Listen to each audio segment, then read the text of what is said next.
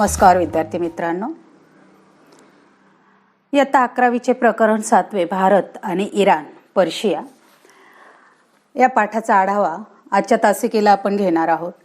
भारतीय उपखंड आणि इराण यांच्यातील व्यापारी आणि सांस्कृतिक संबंध तसेच पर्शियन साम्राज्य म्हणजेच अखमोनीय साम्राज्य म्हणजेच इराण आणि ग्रीस यांच्यातील लढायांचा आढावा आपण घेणार आहोत. त्यानंतर पर्शियन साम्राज्य आणि भारत यांच्याविषयी आपण जाणून घेणार आहोत. आजच्या तासिकेमध्ये साधारणपणे इसवी सन पूर्व 2ऱ्या शतकापासून भारतामध्ये नवनवीन राज्य, गणराज्य, टोळी राज्ये अस्तित्वात येऊ लागली होती. जनपदांचा उदय होऊ लागलेला होता आणि त्यांच्यामध्ये संघर्ष निर्माण झालेला होता. या संघर्षातूनच इसवी सन पूर्व 6व्या शतकामध्ये मगध साम्राज्याच्या रूपाने सत्तेचं एकत्रीकरण सुरू झालेलं होतं. म्हणजेच जनपदांचं महाजनपदांमध्ये रूपांतर व्हायला सुरुवात झालेली होती. याच काळामध्ये पर्शियातून अनेक टोळ्या खैबर खिंडीतून उत्तरापथामध्ये येऊ लागल्या. भारतातील आर्य टोळ्यांचा आणि या पर्शियन टोळ्यांचा संबंध स्पष्ट करणारा पुरावा म्हणजे बोगांजकाईचा शिलालेख.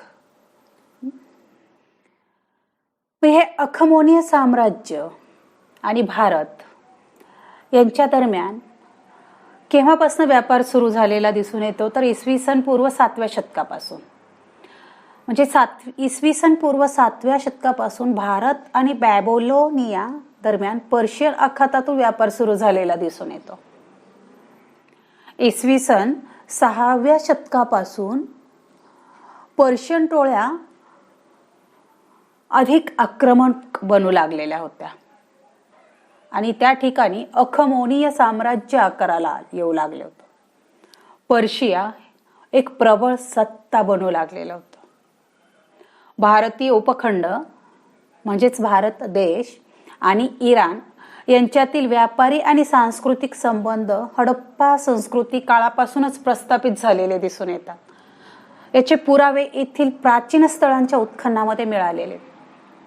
प्राचीन संस्कृती समकालीन असलेले एलामचे साम्राज्य हे इराणच्या नैऋत्य भागामध्ये होते आणि सांस्कृतिक दृष्ट्या मेसोपोटेमियाला ते अधिक जवळचे होते. एलाम साम्राज्याच्या राजधानीचे नाव सुसा असं होतं. यावरून त्या प्रदेशाला सुसियाना असं म्हटलं जात होतं. कालांतराने इराणमध्ये विविध राज्य घराण्यांची सत्ता उदयाला आली होती. तरी देखील त्या सगळ्या राजघराण्यांची राजधानी सुसा या ठिकाणीच राहिलेली होती. म्हणजे त्या राज्यकर्त्यांनी वेगवेगळ्या घराण्यांच्या राज्यकर्त्यांनी राजधानी सुसा या ठिकाणीच ठेवली, ती हलवलेली नव्हती. सुसा या ठिकाणी पुरातत्वीय संशोधनाच्या आधारे जे उत्खनन झालंय त्या उत्खननामध्ये जो खात्रीशीर पुरावा मिळालेला आहे त्यावरून हडप्पा संस्कृती आणि इराण यांच्यातील व्यापारी आणि सांस्कृतिक संबंध उघड होतात. इराणच्या साम्राज्याची स्थापना अखमोनीय घराण्यातील दुसरा सायरस याने केली होती. तो पार्स या जमातीतील होता. त्याने पर्शियन साम्राज्याचा विस्तार केला आणि याच काळात भारतात पहिले पर्शियन आक्रमण झाले. म्हणजेच या काळापासून सायरस, डॅरियस यांच्या भारतावर स्वाऱ्या सुरू झाल्या. पारस जमातीचे वास्तव्य अफगाणिस्तानला लागून असलेल्या इराणच्या वायव्येकडील डोंगराळ प्रदेशामध्ये होते. त्यामुळे या प्रदेशाला देखील पार्स असंच नाव होतं. ग्रीक लोक या शहराला पर्सिपोलिस असं म्हणत होते. पार्सवरनं पर्सिपोलिस ते म्हणत होते. या पार्स प्रांतामध्ये उदयाला आलेले म्हणून ह्या अखमोनीय साम्राज्याचा उल्लेख पर्शियन साम्राज्य असा केला जातो. आता या काळामध्ये या सगळ्या राजघराण्यांची राजधानी सुसा या ठिकाणीच होती आणि म्हणून ह्या पार्स प्रांतात उदयाला आलेले हे साम्राज्य या साम्राज्याचा राजा किंवा सम्राट दुसरा सायरस याने पारसागाद येथे राजधानी बांधायला सुरुवात केली होती. परंतु त्याच्या मृत्यूमुळे ती राजधानी पूर्णत्वाला गेली नाही, म्हणजे त्या राजधानीचं काम पूर्ण झालं नाही. आणि म्हणून त्याच्यानंतर दुसरा सायरस नंतर त्याचा मुलगा कॅम्बिसेस हा सत्तेवर आलाय. त्याने राजधानी सुसा येथे हलवली आणि इजिप्त जिंकून घेतलं होतं. दुसऱ्या कॅम्बिसेस नंतर गादीवर आलेला पहिला दारियुश, ज्याला डॅरियस असं म्हणून ओळखलं जातं, पर्शियातल्या अखमोनीय साम्राज्याचा सम्राट बनला. आणि म्हणून ह्या पहिला दारियुश याच्याविषयी माहिती लिहा असा प्रश्न विचारला जातो. म्हणून ह्यात पहिला दारियुश याच्या कारकिर्दीची माहिती आपण या ठिकाणी बघणार आहोत की दुसऱ्या कॅम्बिसेस नंतर गादीवर आलेला पहिला दारियुश पर्शियातल्या अखमोनीय साम्राज्याचा सम्राट बनला. तो खूप महत्वाकांक्षी होता आणि त्याने साम्राज्य विस्ताराचं धोरण अंगीकारलेलं होतं. इसवी सन पूर्व 522 ते इसवी सन पूर्व 488 या कालखंडामध्ये त्याने राज्य केले. त्याच्या काळात पर्शियन टोळ्यांनी पुन्हा भारतावर आक्रमण केली. ग्रीक इतिहासकार हेरोडोटस हा त्या काळात समकालीन इतिहासकार म्हणून ओळखला जातो आणि तो या पहिल्या दारियुश विषयी माहिती देतो. पहिला दारियुश याने सुसाच्या तटबंदीचे मजबूतीकरण केलं होतं. इतकंच नाही तर त्याने सुसा या ठिकाणी मोठा राजवाडा बांधला होता आणि अप्पादान देखील बांधलं होतं. अप्पादान म्हणजे अनेक खांबी सभागृह की ज्या ठिकाणाहून तो त्याच्या राज्याचा राज्यकारभार किंवा प्रशासन चालवत होता. त्याने पारशी पोलीस हे नवे शहर वसवलं आणि तेथे स्वतःच्या निवासासाठी एक नवा राजवाडा आणि अप्पादान बांधलं. सुसा ते भूमध्य समुद्रापर्यंत जाणारा रॉयल रोड त्याने विकसित केला. जवळपास हा मार्ग 2500 किलोमीटर लांबीचा होता. पराक्रमी असलेल्या दारियुशने आयोनियन बंडाचा बिमोड केलाय. त्यानंतर त्याने पंजाब आणि सिंध जिंकून घेतला आणि आपल्या साम्राज्याचा विस्तार केला. दारियुशने सुसा, पारसागाद, पर्सिपोलिस आणि बेहिस्तून येथे शिलालेख उभारलेत. त्या शिलालेखांना आता जागतिक सांस्कृतिक वारसा स्थळाचा दर्जा प्राप्त झालेला आहे. इतकंच नाही तर दारियुशने दारिक ही सोन्याची तर सिग्लॉस ही चांदीची नाणी पाडली. हा दारियुश अथेन्स आणि आयोनियन ग्रीक यांच्याशी झालेल्या मॅरेथॉनच्या लढाईमध्ये त्याला पराभव पत्करावा लागला. आणि मग ह्या डॅरियस नंतर किंवा दारियुश नंतर क्षरशीस, दुसरा डॅरियस, तिसरा डॅरियस यासारखे अनेक राजे राज्यावर आले. पहिल्या डॅरियसच्या मृत्यूनंतर मात्र पर्शियन साम्राज्याला उत्तरती कळा लागलेली दिसून येते. आणि म्हणून ह्या इराण किंवा पर्शिया किंवा अखमोनीय साम्राज्य आणि आशिया यांच्यातील व्यापार किंवा भौगोलिकदृष्ट्या इराणचं महत्व किंवा स्थान ते जर आपण बघितलं तर इराण भौगोलिकदृष्ट्या पूर्व आणि पश्चिम आशियाला जोडणारा प्रदेश.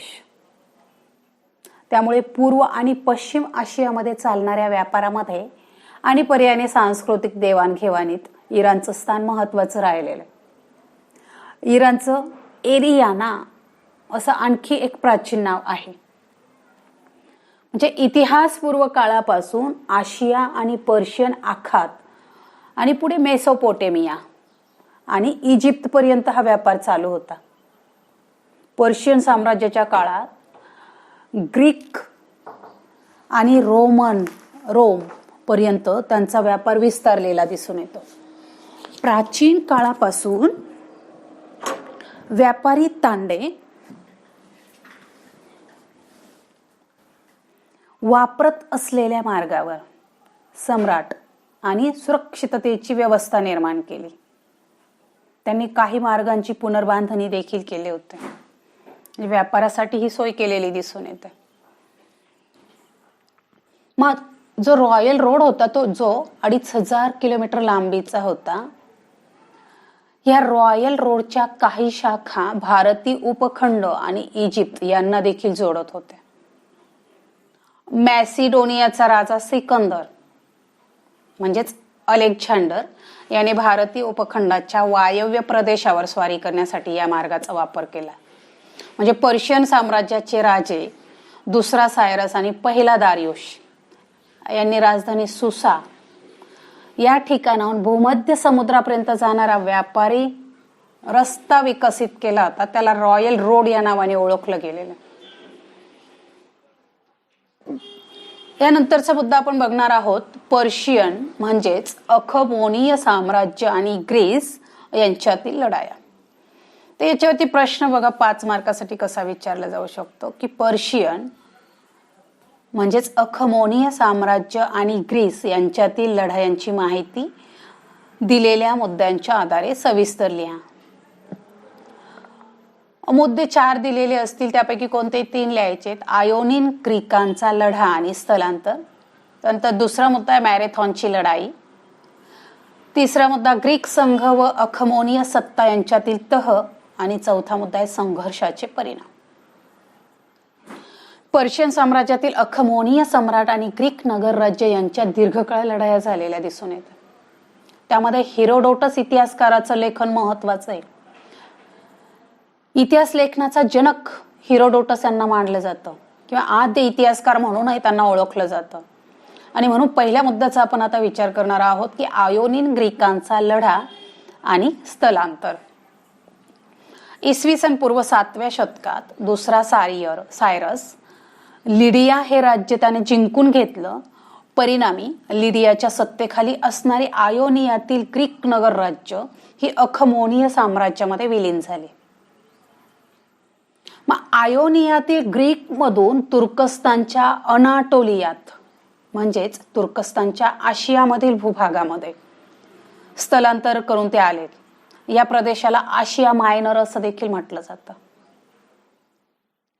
त्यानंतर दुसरा मुद्दा मॅरेथॉनची लढाई. आयोनियातील सर्व ग्रीक नगर राज्यांनी पहिला दारियुश याच्या विरुद्ध उठाव केला. 5 वर्षांच्या दीर्घ संघर्षानंतर दारियुशने या बंडाचा बिमोड केला. अथेन्स आणि एरिट्रिया या नगर राज्यांनी आयोनिन ग्रीकांना मदत केल्यामुळे पहिला दारियुशने अथेन्सवर आक्रमण केले. अथेन्स जवळच्या मॅरेथॉनच्या मैदानावर ही लढाई झाली आणि त्यामध्ये पहिल्या दारियुशचा पराभव झाला.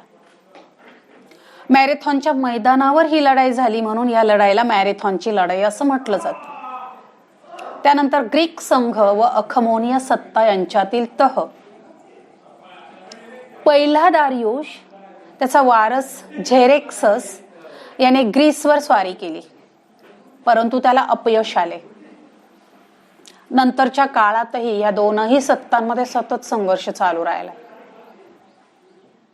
अखेरीस अथेन्स आणि अन्य नगर राज्यांच्या ग्रीक संघाने अखमोनीय सत्तेविरुद्ध लढा पुकारला. आणि मग या संघर्षाचे परिणाम कोणते झाले तर यांच्यामध्ये दीर्घकाळ संघर्ष चालल्यामुळे अखमोनीय साम्राज्य दुर्बल झालं होतं. आर्थिकदृष्ट्या कमकुवत झालं होतं. ग्रीक संघ आणि पर्शियन साम्राज्य या दोन्हींच्या राजकीय आणि आर्थिक क्षेत्रांवर त्याचे दूरगामी परिणाम झाले होते. या संघर्षाचा आणखी एक मोठा परिणाम म्हणजे सम्राट सिकंदर म्हणजेच अलेक्झांडर याने पर्शियावर केलेली स्वारी सांगताय.